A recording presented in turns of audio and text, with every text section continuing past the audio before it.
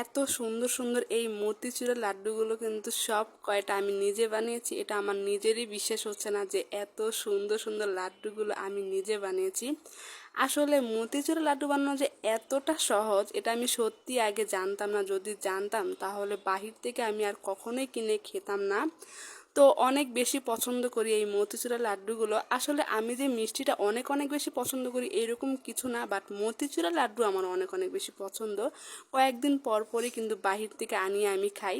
তো হুট করেই মানে এত বেশি খেতে ইচ্ছা করতেছিল, তো ভাবলাম যে দেখি আজকে একটু বানানো যায় কিনা। যখন ইউটিউব দেখলাম তখন তো আমার বানানোর আগ্রহটা আরো আরো বেশি বেড়ে গেল।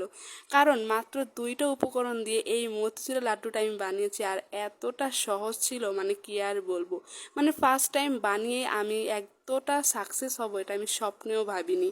তো ভাবলাম যে তোমাদের সাথে ভিডিওটা অবশ্যই আমি শেয়ার করি, কারণ আমিও চাই তোমরাও মানে যারা যারা মতিচুর লাড্ডুগুলো পছন্দ করো তারা বাসাতেই বানিয়ে বানিয়ে খাও।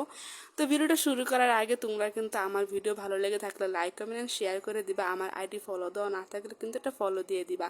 আমি কিন্তু এখানে বেসন নিয়ে নিলাম, আর বেসনের মধ্যে কিছুটা লবণ দিয়ে ভালো করে মিশিয়ে তারপরে নর্মাল কিন্তু পানি দিয়ে আমি এটা গুলিয়ে নিয়েছি। তারপরে এই তো এটা হচ্ছে আমি একটা কড়াইয়ের মধ্যে একটু তেল গরম করে এরকম করে ভেজে নিয়েছি। তারপরে যখন ভাজা হয়ে গেল তখন আমি এগুলো যখন ঠান্ডা হয়ে যাবে টুকরো টুকরো করে আমি এখানে মানে ব্লেন্ডারের জারের মধ্যে দিয়ে দিব। তারপর এটা হচ্ছে আমি ব্লেন্ড করে নিব সুন্দর করে, একদম গুঁড়ো গুঁড়ো করে ব্লেন্ড করে নিব। আর ব্লেন্ড করলে কিন্তু ঠিক এই যে এরকমটা হবে।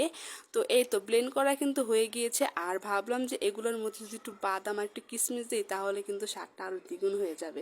তো আমি এখানে কিছুটা বাদাম আর কিছুটা হচ্ছে কিশমিশ নিয়েছি। আর আমি এখানে কিন্তু একটা হাঁড়ি বসিয়ে দিলাম, আর এখানে কিছুটা পানির মধ্যে আমি হচ্ছে শিরা বানাবো আর কি, কিছুটা চিনি দিয়ে দিলাম। আর আমি কিন্তু যেহেতু প্রথমবার বানাচ্ছি আমি এত পরিমাণ করে বানাতে পারছি না, মানে আমি আন্দাজ মতো করে বানাচ্ছি। আর এখানে হচ্ছে আমি কিছুটা ফুড কালার দিলাম, আর ফুড কালারটা দিলে না এত সুন্দর একটা কালার হয়। এটা কিন্তু না দিলেও হয়, এটা জাস্ট মানে দেখতে সৌন্দর্যের জন্য কিন্তু এই ফুড কালারটা আমি ইউজ করেছি। তারপরে শিরাটা যখন একটু আঠা আঠা হয়ে যাবে তখন হচ্ছে আমি এখানে এই তো গুঁড়ো করা সেই বেসনটা দিয়ে দিব আর কি। এই বেসনটা দিয়ে তারপরে মানে সুন্দর করে কিন্তু মানে এই শিরাটার সাথে এত সুন্দর করে মানে মিশিয়ে নিয়েছি।